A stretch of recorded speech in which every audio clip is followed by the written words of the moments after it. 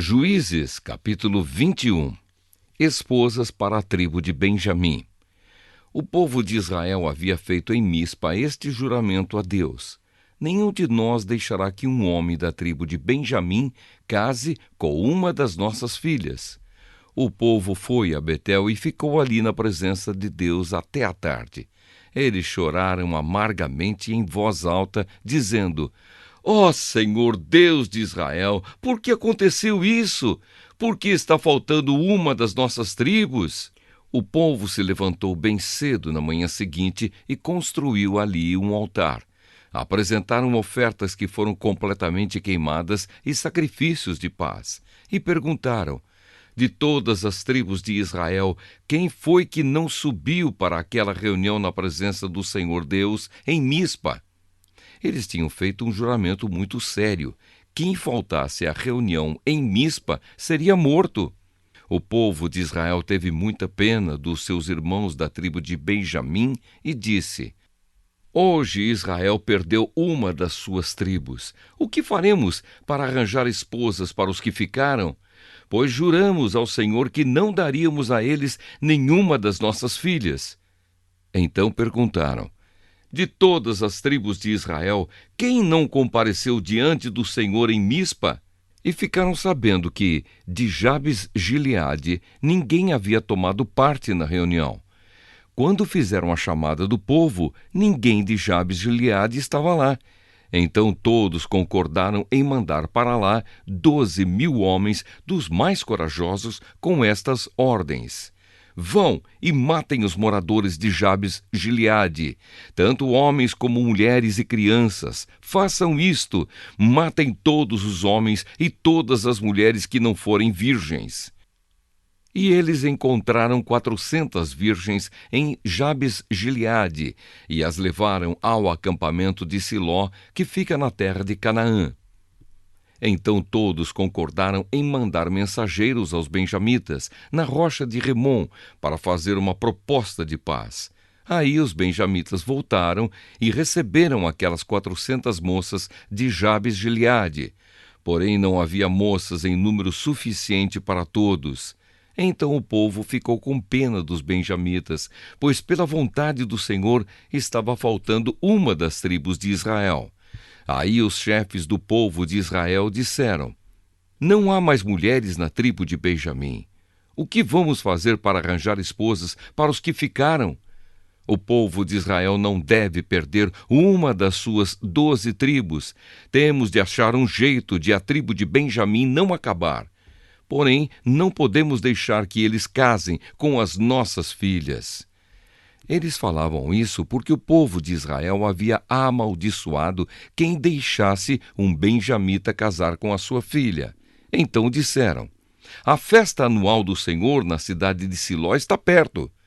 Siló fica ao norte de Betel, ao sul de Lebona, e a leste da estrada que vai de Betel a Siquém. E os chefes do povo de Israel disseram aos benjamitas: vão, escondam-se nas plantações de uvas e fiquem vigiando.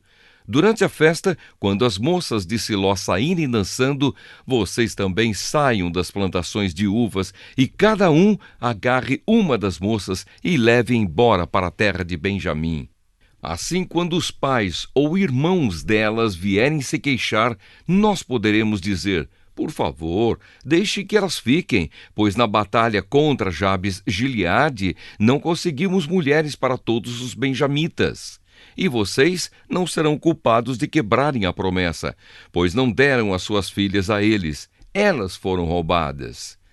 E assim fizeram os benjamitas. Cada um deles escolheu uma esposa entre as moças que estavam dançando e a levou embora. Então voltaram para a sua terra, construíram de novo as suas cidades e ficaram morando ali. Enquanto isso, os outros israelitas saíram e cada um voltou para a sua tribo, a sua família e as suas terras. Naquele tempo não havia rei em Israel e cada um fazia o que bem queria. Rute, capítulo 1. Elimeleque e a sua família em Moabe. No tempo em que Israel era governado por juízes, houve uma grande fome naquele país. Por isso, um homem de Belém, cidade da região de Judá, foi com a sua mulher e os seus 2 filhos morar por algum tempo num país chamado Moabe. O nome desse homem era Elimeleque e o da sua mulher, Noemi. Os 2 filhos se chamavam Malom e Quilion. Essa família era de Efrata, um povoado que ficava perto de Belém de Judá. Eles foram para Moabe e ficaram morando ali. Algum tempo depois, Elimeleque morreu e Noemi ficou com os 2 filhos que casaram com moças moabitas. O nome de uma delas era Orfa e o da outra, Rute. Quando já fazia quase 10 anos que estavam morando ali, Malom e Quilion também morreram. E Noemi ficou só, sem os filhos e sem o marido. A volta para Belém. Um dia Noemi soube que o Senhor tinha ajudado o seu povo, dando-lhe boas colheitas. Então ela se aprontou para sair de Moabe com as suas noras. Elas saíram a fim de voltar para Judá, mas no caminho Noemi disse às noras: Voltem para casa e fiquem com as suas mães. Que o Senhor seja bom para vocês, assim como vocês foram boas para mim e para os falecidos. O Senhor permita que vocês casem de novo e cada uma tenha o seu lar. Então Noemi se despediu das suas noras com um beijo. Porém, elas começaram a chorar alto e disseram: Não, nós não voltaremos. Nós iremos com a senhora e ficaremos com o seu povo. Mas Noemi respondeu: Voltem, minhas filhas, por que querem ir comigo? Vocês acham que eu ainda poderei ter filhos para casarem com vocês? Voltem para casa, porque já estou muito velha para casar de novo. Pois ainda que eu tivesse esperança de casar outra vez, ou mesmo que casasse esta noite e chegasse a ter filhos, será que vocês iriam esperar até que eles crescessem para vocês casarem com eles? É claro que não, minhas filhas. O Senhor está contra mim e isso me deixa muito triste, pois vocês também estão sofrendo. Aí elas começaram a chorar alto outra vez. Então Orfa se despediu da sua sogra com um beijo e voltou para o seu povo. Mas Rute ficou. Veja, disse Noemi, a sua cunhada voltou para o seu povo e para os seus deuses. Volte você também para casa com ela. Porém Rute respondeu: Não me proíba de ir com a senhora, nem me peça para abandoná-la. Onde a senhora for, eu irei, e onde morar, eu também morarei. O seu povo será o meu povo, e o seu Deus será o meu Deus. Onde a senhora morrer, eu morrerei também, e ali serei sepultada. Que o Senhor me castigue se qualquer coisa, a não ser a morte, me separar da senhora. Como Noemi viu que Rute estava mesmo resolvida a ir com ela, não disse mais nada. E elas continuaram a viagem até Belém. Quando chegaram lá, toda a cidade ficou agitada por causa delas. E as mulheres perguntavam: Esta é a Noemi? Porém ela respondia: Não me chamem de Noemi a feliz, chamem de Mara a amargurada, porque o Deus Todo-Poderoso me deu muita amargura. Quando saí daqui, eu tinha tudo, mas o Senhor me fez voltar sem nada. Então, por que me chamar de feliz se o Deus Todo-Poderoso me fez sofrer e me deu tanta aflição? E foi assim que Noemi voltou de Moabe com Rute, a sua nora moabita. Elas chegaram a Belém quando a colheita de cevada estava começando. Rute, capítulo 2. Rute vai catar espigas. Noemi tinha um parente chamado Boaz, que era um homem rico e muito importante. Ele era da família de Elimeleque, o marido de Noemi. Um dia Rute disse a Noemi: Deixe que eu vá até as plantações para catar as espigas que ficam caídas no chão. Talvez algum trabalhador me deixe ir atrás dele catando as espigas que forem caindo. Vá, minha filha, respondeu Noemi. Então Rute foi ao campo e andava atrás dos trabalhadores catando as espigas que caíam. E por acaso ela entrou numa plantação que era de Boaz, um parente de Elimeleque.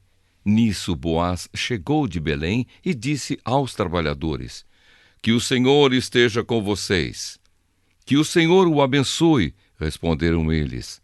Aí Boaz perguntou ao chefe dos trabalhadores: Quem é aquela moça ali? Ele respondeu: É a moabita que veio de Moabe com Noemi. Ela me pediu que a deixasse ir atrás dos trabalhadores, catando as espigas que fossem caindo.